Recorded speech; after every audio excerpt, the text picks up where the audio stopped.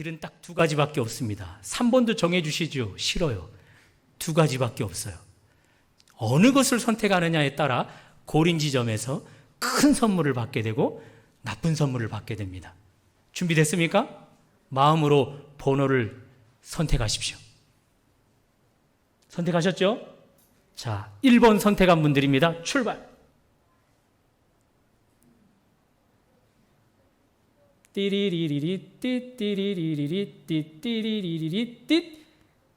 과연 지옥! 큰일 났습니다. 지옥에 떨어졌습니다. 자, 2번 출발! 띠리리리리 띠띠리리리 띠띠리리리리리리리리리 띠리리리리 띠띠. 결과는 지옥, 천국입니다. 천국에 들어가시는 분들은 다음 주에 지옥에 들어가신 분들을 위로하는 차원으로 아이스크림 하나씩 사오시면. 네. 사다리 타기는 어디에 줄을 서는가에 따라서 끝까지는 가지만 결국 고린 지점에 다다랐을 때 운이 따르면 좋은 것을 얻게 되고 운이 따르지 않으면 나쁜 것을 얻게 됩니다. 인생도 그런 것 같습니다. 인생도 처음에 출발해서 끝까지는 다 도달하는데 사다리 차기처럼 운에 따라서 좋은 결과물에 고린 지점에 골인하고 운이 나빠서 나쁜 결과물 고린 지점에 골인하는 것 없습니다. 인생은 무엇과 함께 가느냐, 어느 길에 서고 속하는가에 따라서 오늘 여러분들이 보는 것처럼 천국 혹은 지옥의 고린 지점에 도달하게 되는 거죠. 오늘은 그런 말씀을 전해보려고 합니다. 바라기는 성경이 제시하는 그것과 함께 여러분이 출발하고 고린 지점까지 가서 천국을 허락받는 은혜가 있으시기를 주님의 이름으로 축원합니다. 오늘 본문은 19절 이렇게 시작합니다. 유대인들이 안디옥과 이고니온에서 와서 무리를 충동하니 그들이 돌로 바울을 쳐서 죽은 줄로 알고 시외로 끌어내치니라. 바울을 돌로 친 자들이 멀리서부터 왔음을 이야기해줘요. 안디옥에서부터 왔대요. 그리고 이고니온에서부터 왔대요. 지금 현재 바울과 바나바는 누스드라에 있거든요. 누스드라에 오기 전 이미 바울과 바나바는 안디옥에 들렀다 왔어요. 그곳에서 복음을 전했더니 유대인들이 유력자들을 선동했고 그리고 박해하기 시작했고 그리고 내쫓아버렸어요. 그들 거기서 마음이 풀리지 않았나 봐요. 누스드라까지 쫓아와서 돌을 들고 있습니다. 이고니온에서도 왔답니다. 바울과 바나바 이고니온에서도 복음을 전했어요. 그곳에서도 복음을 전할 때 유대인들이 그곳 사람들을 선동했고 사람들로 바울과 바나바에게 악감을 품게 했고 모욕하면서 돌을 들었지만 치지만 않을 뿐 그 상황 속에 바울과 바나바가 달아나서 왔다는 거죠. 그때 돌을 들어 치지 못한 것이 한이 되었을까요? 이고니온에서부터 누스드라까지 와서 또 돌을 들어 바울을 치고 맙니다. 여기서 이 본문에 등장하는 사람들 참 열심히 대단하다 그것이 느껴져요. 우리 바울과 바나바가 어디서부터 출발했는지 지도를 한번 보실까요? 지금 제 편으로는 왼쪽 안디옥, 수리아 안디옥에서 실루기아로 배를 타고 구브로 섬으로 와서 다시금 배를 타고 버가로 가고 다시 걸어서 안디옥, 지금 이야기했던 안디옥, 오늘 본문에 나오는 안디옥, 거기서 이고니안으로 가서 그곳에서 지금 누스드라까지 이르렀답니다. 바울과 바나바 열심히 대단하지 않으세요? 수백 킬로가 되는 곳이에요. 그곳을 가지만 바울과 바나바 거기서 멈출 생각이 없어요. 이 둘은 땅끝까지 복음을 들고 가고자 해요. 그러니 열정이 대단하지 않으세요? 사도행전 1장 8절 여러분 다 아시는 말씀인데 혹시 외우는 분들 저랑 같이 해보시겠어요? 오직 성령이 너희에게 임하시면 너희가 권능을 받고 예루살렘과 온 유대와 사마리아와 땅끝까지 이르러 내 증인이 되리라. 그 말씀을 스스로의 삶으로 성취시키기 위해서 지금 끝까지 가는 거예요. 그런데 이 두 사도 못지않게 열심히 특심인 사람들이 있단 말이에요. 누구예요? 복음의 반대자들이에요. 바울이 어디까지 가든지, 바나바가 어디까지 가든지 그들이 땅끝을 간다면 땅끝까지 추격할 자들이에요. 그래서 결국 추격해 와서 돌을 들어 치고 있잖아요. 여기서 오늘 본문의 설교 제목이 나왔어요. 땅끝까지 가는 것 두 가지예요. 하나는 복음, 하나는 복음의 반대입니다. 여러분은 복음을 따를 수도 있고 복음의 반대를 따를 수도 있어요. 그러나 종착역 고른 지점은 확연히 달라집니다. 복음을 따르면 천국이요, 복음의 반대를 따르면 지옥입니다. 어떠세요? 여러분은 어느 편에 속해서 지금 그 길을 걸어가고 있나요? 본문은 친절하게도 우리가 어디에 속하여 그 길을 걸어가고 있는지 진단해 볼 수 있는 장치를 마련해 두십니다. 자, 먼저 복음을 따라가는 자는 제자입니다. 반대로 복음을 반대하는 자를 따라가는 자들은 무리입니다. 무리를 들어보면서 나는 무리의 속성이 있는지를 점검해 본다면 내가 복음을 따르는지 복음의 반대를 따르는지 알게 되는 거죠. 자, 무리를 살펴봅니다. 19절, 유대인들이 안디옥 이고니안에서 와서 무리를 충동하니. 여러분, 이 무리들을 잘 보십시오. 오늘 본문 바로 윗배경을 보면 이 무리들은 바울과 바나바를 향해 신이시여 경배받으소서 엎드려 절했던 자들이에요. 그런데 그 무리들을 유대인들이 와서 여기서는 충동이라 하는데요. 충동은 헬라어로 페이도, 설득하다, 설복시키다 뜻이에요. 그러니 유대인들에게 충동, 페이도 당한 결과 신이시여 경배받으소서 했던 바울과 바나바를 향해 이제는 죽어라 그러면서 돌을 들고 던지고 있는 거죠. 이 무리들 얼마나 간사해요. 간사라는 말 뜻, 제 이익을 위해 남의 비유를 맞추며 알랑거리는 것이 교활하다. 설명이 더 어렵죠, 그죠? 간사, 쉽게 말해서 내게 이익이 되면 이쪽으로 붙었다가 불이익이 생길 것 같으면 다시 이쪽으로 붙는 거예요. 그래서 왔다 갔다 하는 가볍게 움직이는 자들을 이야기하는 거예요. 이 무리들 나면서부터 한 번도 걸어보지 못한 안진뱅이를 바울과 바나바가 고치자 신이시여 경배받으소서 엎드려 절했단 말이에요. 왜요? 저 사람들을 따르면 내게 이익이 있을 것 같은 거죠. 그래서 따랐어요. 그래서 바울과 바나바 편, 다시 말씀드려서 복음 편에 섰었던 자들이에요. 그런데 그들이 유대인들로 인해 페이도, 설복, 설득 당한 뒤 달라져 버렸어요. 무슨 말로 유대인들이 이 무리들을 충동했을까요? 바울과 바나바, 너희들이 아는 것처럼 신이 아니야. 그들은 사실 너희가 믿고 있는 제우스와 헤르메스를 경멸하고 너희의 신을 제거한 뒤 너희가 알지도 듣지도 못하는 하나님을 섬기게 하려고 하는 이단들이야. 그 말을 듣자마자 충동당한 뒤 이들은 이들보다 유대인들을 따름이 내게 이익이 되겠구나. 그래서 복음편을 버려버리고 복음의 반대편에 서서 복음편을 죽이려고 돌을 던지는 거죠. 무리들은 예수님에게도 굉장히 부정적인 존재들로 기록이 되어져요. 예수님이 이 땅에 오셔서 연약한 자들을, 병든 자들을 고치기 시작합니다. 그때는 너무 가난해서 먹을 것이 없어서 굶어 죽는 사람들이 많았거든요. 그런 그들에게 보리떡 5개, 물고기 2마리, 어린아이 점심 도시락으로 예수님이 축사하시더니 5,000명 이상을 먹이고도 그 음식을 남기시는 거예요.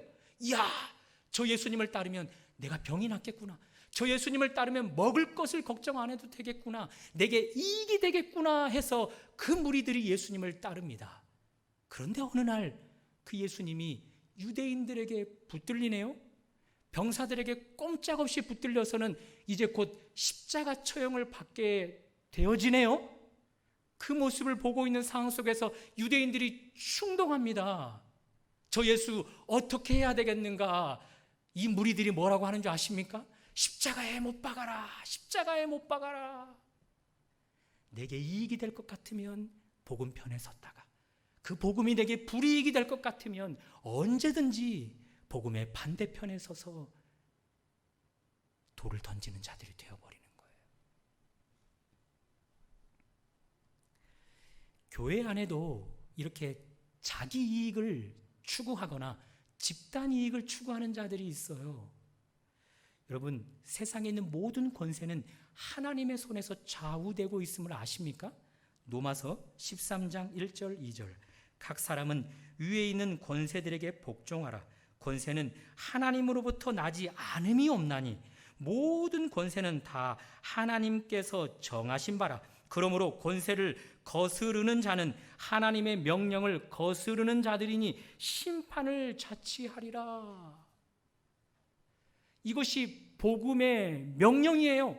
복음이 명하는 바예요. 모든 권세 하나님으로부터 왔다는 거죠. 그러므로 복음을 사수하는 교회는요, 성도들은요, 복음 편에 서야 되겠죠. 권세에 복종해야 되겠죠. 그런데 교회라 칭하는, 죄송해요, 교회라 칭하고 싶지 않은데 그렇게 말씀을 드릴게요. 사랑 뭐뭐 교회라고 칭하는 교회가 8.15 광복절을 맞이하여 대집회를 강행하다가 그들 가운데서 코로나19 확진자들이 많이 나오게 되어버렸잖아요. 그때 그 교회를 책임졌던 지도자가 했던 말을 아시나요? 현 정부가 우리를 방해하려고, 우리를 흩뜨러 놓으려고 그들이 우리 집단에 와서 코로나19를 흩뿌리고 갔다라는 거예요. 말이나 되는 이야기입니까? 이미 그 성도들 가운데 양성 판정을 받은 자들은 병원에 입원해서 치료받거나 격리되어야 하는데 이들을 또 선동했어요. 사랑 뭐뭐 교회 성도들이 병원에 오면 음성임에도 불구하고 양성으로 판정을 내려버린다는 거죠. 그도 그럴 것이 우리가 양성으로 나오면 우리 교회 지도자가 공격을 받게 된다는 거죠. 뿐만 아니라 정부를 향해 지탄하는 이 집회가 결국은 무산되어 버릴 수 있다는 것이지요. 말이 되느냐는 것이죠. 아울러 확진 판결이 내려질 것 같아서 그들을 찾아갔던 그 보건소 직원들에게 안고서 혹은 침을 뱉으면서 너도 걸려봐라 라는 식의 이런 행동들을 보면서 이 사랑 뭐뭐교회, 사랑을 이야기하고 있잖아요. 교회라 이야기하고 있잖아요. 기독교 핵심은요, 사랑이에요. 하나님 사랑, 이웃 사랑. 그런데 이 사랑 뭐뭐라는 교회가 사랑을 표현하고 있어요? 이웃을 사랑하는 일들을 하고 있어요? 이들은요, 이웃이 어떻게 되든지 상관없어요. 나라가 어떤 혼란에 빠지든지 상관없어요. 한국 교회가 지탄을 받든지 안 받든지 상관없어요. 오직 개인의 이익, 집단의 이익, 그것만을 위해 움직이는 자들이에요.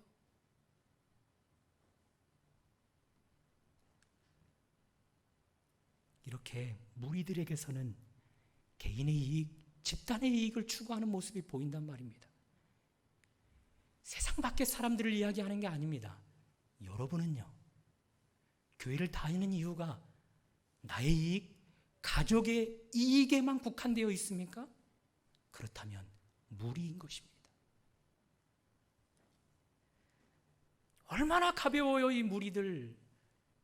복음 편에 섰다가 이익이 될 것 같으면 이곳에 충성하며 따르다가 이것이 불이익이 될 것 같고 복음의 반대편에 서는 것이 이익이 될 것 같으면 언제 그랬냐는 듯이 이쪽으로 와서 복음을 향해 돌을 던지는 자들입니다.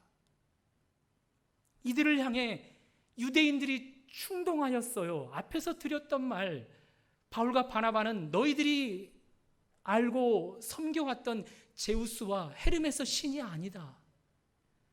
그 신들을 경멸하고 그 신들을 제거해서 어떻게 해서든지 이 나라에 이단 하나님을 심으려고 하고 있다.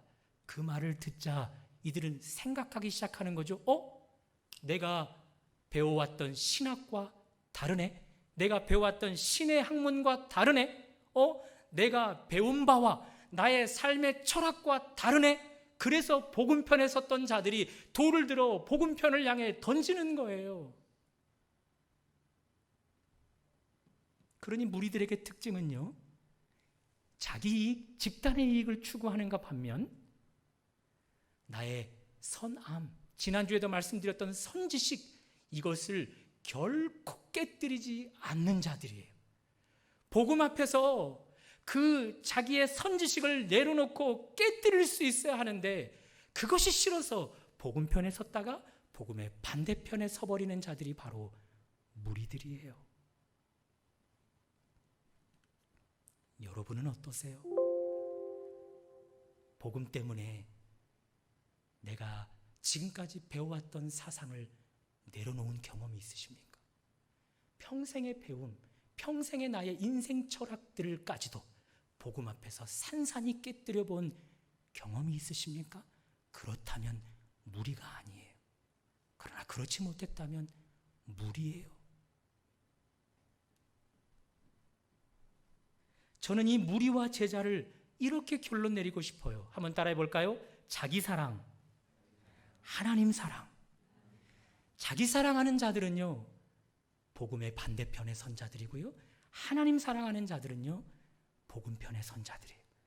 디모데후서 3장 1절입니다. 말세에 고통하는 때가 이르러, 말세가 가까이 오면 이런 일들이 있답니다. 어떤 일이요? 2절, 사람들이 자기를 사랑하며, 4절입니다. 하나님 사랑하는 것보다 더하며. 오직 자기 사랑만 하는 거예요. 나를 사랑하기 때문에 하나님은요, 사랑할 수가 없는 거예요. 말세가 때가 되면 될수록 이런 일들이 있답니다. 그러니 나를 사랑하니 내가 배운 것을 왜 내려놓아야만 해요? 나를 사랑하니 왜 나를 희생해야만 하는 거예요? 하나님을 버리면 버렸지 나는 못 버리는 거예요. 그러니 이들은 복음의 반대편에 서서 지옥까지 가는 거죠. 반대로 하나님 사랑하는 자들은요, 자기 사랑을 내려놓게 되는 거예요. 하나님이 더 크시거든요. 나보다 하나님이 더 크시거든요. 그것 때문에 복음 앞에 나의 모든 인생 철학도, 나의 모든 배움도, 나의 모든 잘못된 암 다 깨뜨릴 수 있는 것입니다. 사랑하는 여러분, 자기 사랑하는 사람들에 속하십니까? 하나님 사랑하는 사람들에 속하십니까? 선택 잘 하셔야 합니다. 그 선택이 나를 천국과 지옥으로 판가름 나게 합니다. 바라기는 무리들과 같이 자기 사랑, 자기 이익, 그리고 내가 아는 선지식을 깨뜨리지 못하여 지옥에 가는 자들이 아니라 하나님 사랑해서 내 이익도 내려놓고 내 선지식도 깨뜨리는 그런 사람들이 되어 천국으로 고린하는 은혜가 있으시기를 주님의 이름으로 축원합니다. 점검해 보셨습니까? 이제 우리는 다음 과정으로 넘어가 봐야 합니다. 복음의 사람들이 열정이 있으면 그에 비례해서 복음의 반대자들의 열심도 커집니다. 바울과 바나바가 땅끝까지 이르러 복음을 증거하고자 그렇게 열심으로 나아가니까 복음의 반대자들이 그들을 어떻게 해서든지 죽이고야 말겠다 하면서 그들을 끝까지 쫓아와요. 그러니 이런 논리가 형성이 되는 거죠. 복음의 사람들이 복음에 열심을 내는 만큼 동일하게 복음의 반대자들의 열심도 커지는 거예요. 그러면 이런 논리도 가능할까요? 복음의 사람들이 복음의 열정이 식으면 복음의 반대자들의 열정도 식을까? 어떻게 생각하세요?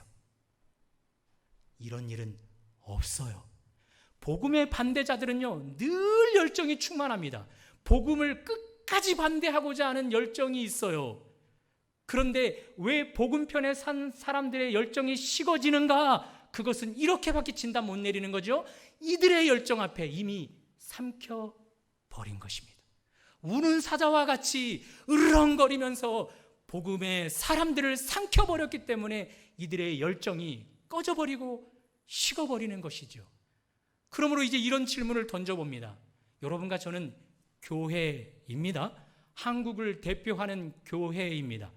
한국 교회를 향해 복음의 반대자들이 오늘 사도 바울을 죽이려고 달려드는 것처럼 박해하고 돌을 들어서 죽었다 생각해서 내치는 그런 강력한 공격들이 보이십니까? 여러분의 삶 속에 복음의 반대자들이 강력한 공격을 해오는 일들이 있습니까? 선교지에서는 그런 일들이 혹 있을까? 대한민국 한국교회에서는 없는 것 같습니다. 그러면 이런 결론을 내릴 수 있죠? 교회인 여러분과 저 한국교회 복음의 반대자들에게 삼킨 바 되어버렸습니다. 이미 그들이 더 이상 열정을 낼 필요도조차 없이 이미 여러분과 저 삼켜버려서 무기력해져 버렸습니다. 큰일입니다. 목회자들이 복음을, 하나님을 장사해서 정치의 이익을 거두려는 일들로 큰 교회를 하다 보니 그 교회 남에게 주기가 뭐 했을까요? 아들에게 세습하는 일들로 큰 교회에 있다 보니 재정이 많이 들어옵니다. 그 재정을 하나님이 어떻게 사용하시는지를 불꽃 같은 눈동자로 바라보고 계시는데 하나님이 커 보이지 않고 자기가 커 보이니까 그 재정을 사유화시켜버리는 일들로 이렇게 목회자들이 복음의 반대자들에게 삼킨 바 되어버렸습니다. 저를 포함해서. 성도들은요, 여전히 교회를 선택할 때 이 교회가 내게 이익이 되겠는가? 내 가족에게 이익이 되겠는가? 그러면 선택. 이 목회자의 설교가 내게 이익이 되어지는 메시지인가? 그러면 선택. 그렇지 않으면 가차없이 옮기는. 복음 때문에 내가 이 교회 와서 복음 때문에 이 교회를 선택하고 복음 때문에 희생하고자 하는 그런 마음으로 선택하기보다는 오직 자기 이익, 집단의 이익, 그리고 나의 선지식을 결코 깨뜨리지 않으려고 하는 성도들, 안타깝게도 복음의 반대자들에게 다 삼킨 바 되어버렸습니다. 그러면 어떻게 해야 할까요? 목회자인 저도, 한국교회인 여러분과 우리 어떻게 해야 할까요? 한번 따라해 볼까요? 죽음 앞에 서봐야 한다. 19절 중반절을 한번 쫓아가 보십시오. 지금부터는 굉장히 논리적으로 중요한 이야기를 하려고 하는데 제가 논리가 비약해요. 그래서 여러분들에게 이게 잘 전달될지 모르겠는데 하나를 말하면 10가지를 알아들을 수 있는 그런 지성을 겸비할 수 있기를 바라면서 말씀을 들어주세요. 하나님 도와주십시오. 옆 사람에게 격려 한번 할까요? 잘 들어. 한 번 더 잘 들어. 자기 이익 때문에 머물러 있는 분들. 자, 19절 중반절. 그들이 돌로 바울을 쳐서 죽은 줄 알고 시외로 끌어내치니라. 이 유대인들은요, 한두 번 돌로 사람을 죽여본 자들이 아니에요. 전문가들이에요. 그러니 바울을 쳤을 때 죽었어, 확인했어요. 그래서 밖으로 던졌어요. 우리 아내가 물제비라고 하나요? 물가에서 놀고 있는데 오빠가 물제비를 한다고 돌을 던졌는데 거기서 빼끔 나오다가 눈가에 맞아가지고 지금도 상처가 있어요. 작은 돌멩이가 아니에요. 사도 바울을 쳤던 돌은요, 크고요, 날카로운 돌이에요. 맞는 순간요, 골절이 되어지는 곳이에요. 여기저기 깨지고요, 찢어지고요. 결국 죽을 수밖에 없는 돌이란 말이죠. 자, 그런데 죽었어요. 죽어서 내친 줄 내쳤는데 그가 일어나는 장면을 보십시오. 20절. 제자들이 둘러섰을 때에 바울이 일어나 그 성으로 들어갔다. 일어났대요.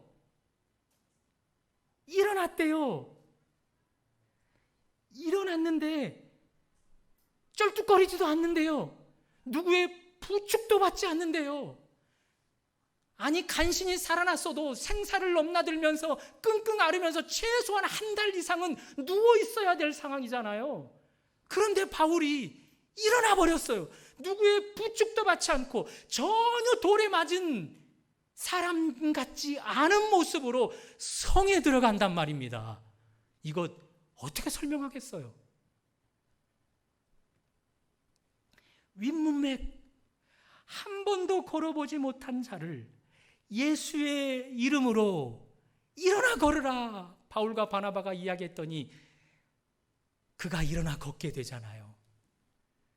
그 예수님이 돌에 맞아 죽어버린, 당신의 복음을 사수하다 죽어버린 그 바울을 죽음 가운데 버려둘 수가 없는 것입니다. 그래서 일으키는데 기적을 발휘해서 일으키시는 거예요. 그 기적이 그를 쩔뚝거리지 않게 해요. 누구의 부축도 받지 않게 해요. 상처 하나도 없이 다시금 성으로 들어가 복음의 사람이 되게 해요.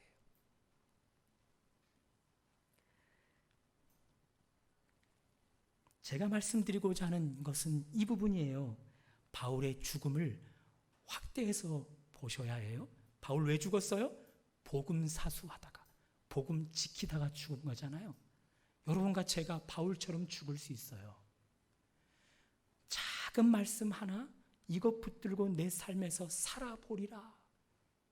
그렇게 나를 내려놓고 살아가는 것, 복음 때문에 죽는 거죠. 지금까지 내 이익, 나의 인생 철학, 이것을 복음보다 위에 두면서 살았던 우리가 이제는 복음을 위에 두고 그 모든 것들을 굴복하는 모습, 죽는 거예요. 그 모습이. 그렇게 죽는 것을 하나님이 너무 귀하게 여기십니다. 너무 귀하게 여기셔요. 그래서 그렇게 죽은 자들, 복음을 위해 죽는 자들, 그런 자들을 하나님은 기적적으로 일으켜서 새로운 삶, 피조물 되게끔 해서 살아가게 만들어주는 거죠. 스티브 잡스가 이런 명언을 남겼습니다. 잘 들어보세요. 삶이 만들어낸 최고의 발명품은 죽음이다. 에디슨의 발명품, 전기, 전 세계가 에디슨으로 말미암아 수혜를 입었잖아요. 라이트 형제, 비행기를 만들어서는 수천 거리, 수만 거리를 짧은 시간에 오며 가며 할 수 있도록 전 세계가 그 비행기 발명으로 인해서 유익을 보고 있잖아요.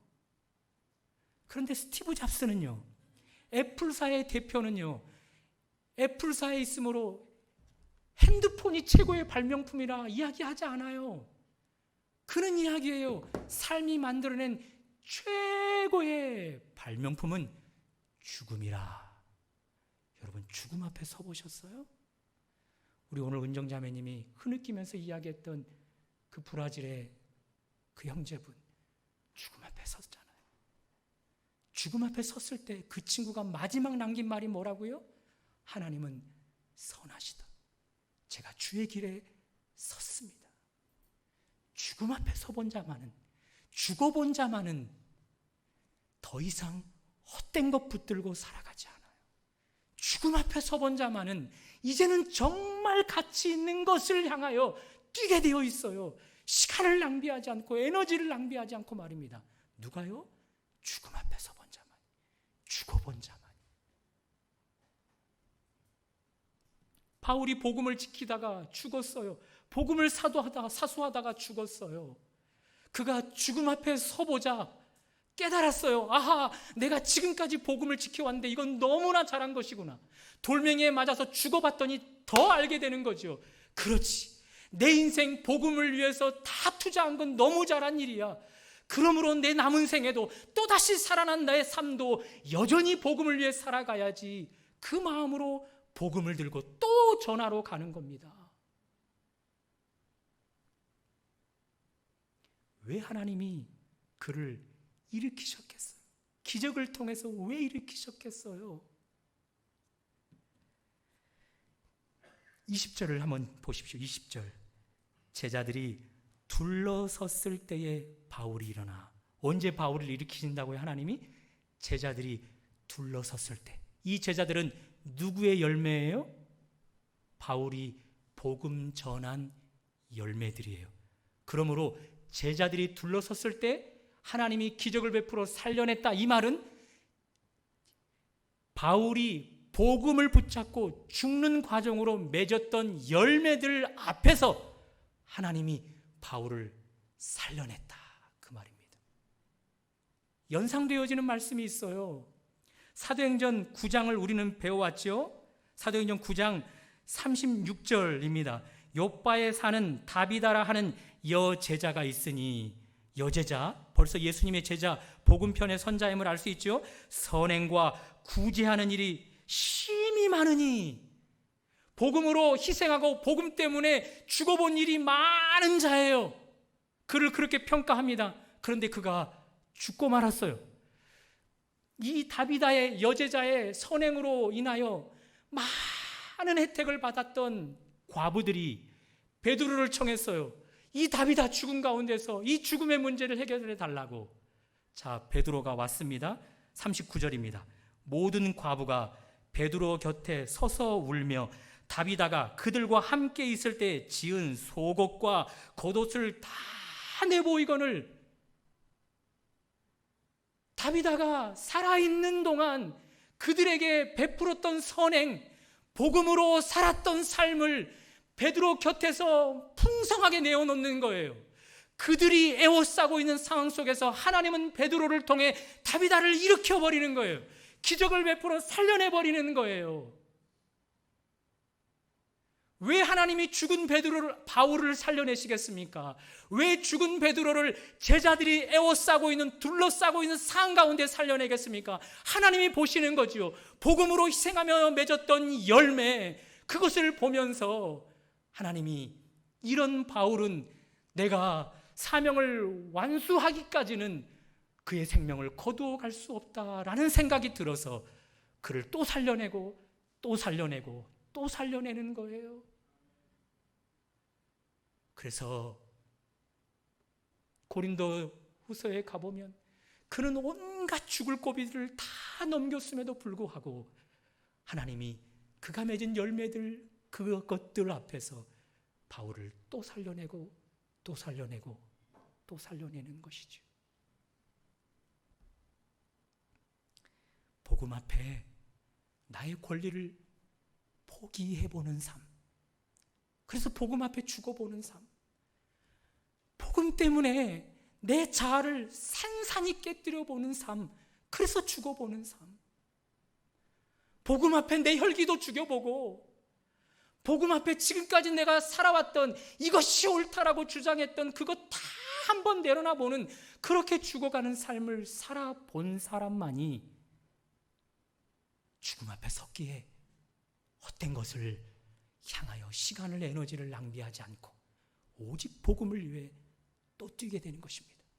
그런 사람이 되기에 하나님이 그런 사람은 죽더라도 기적을 베풀어 살려내시는 것입니다. 사다리 타기는 운에 따라서 1번, 2번 선택, 운에 따라서 고른 지점이 결정이 돼요. 그러나 인생은 운에 따라 고른 지점이 결정되지 않고 삶을 따라 결정이 됩니다. 복음을 따라가는가? 천국. 복음의 반대를 따라가는가? 지옥입니다. 안타깝게도 무리들은 스스로의 힘으로 복음을 따라가려고 했어요. 그런데 자기 사랑이 앞서서 복음 반대편에 서버려요. 자기 사랑이 앞서서 복음을 죽이려고 돌을 드는 자들이 돼버려요. 여러분과 저의 그동안의 삶이 그랬어요. 어떻게 해야 될까요? 우리 힘으로 안 됩니다. 오직 복음으로만 가능합니다. 복음 앞에서 자기 사랑을 깨뜨려 보십시오. 복음 앞에서 자기 권리를 포기해 보십시오. 그래서 죽어 보십시오. 그 죽음을 하나님이 너무 귀히 여기십니다. 왜냐하면 죽어본 자들만이 인생을 낭비하지 않고 복음 편에 서서 복음의 반대자들에게 더 복음을 전하는 자들이 되기 때문에 그렇습니다. 그런 자들은 하나님의 사명자로 여기기 때문에 죽음으로 말미암아 열매 맺은 것들을 보는 하나님은 그런 사람을 또 살려내고 또 살려내어서 복음의 반대자들을 향하여 계속해서 복음을 전하는 사명자로 살아가게 하십니다. 어느 길을 선택하셨습니까? 복음과 함께 남은 생애를 같이 가서 천국으로 골인하는 여러분과 저의 삶이 되시기를 주님의 이름으로 축원합니다.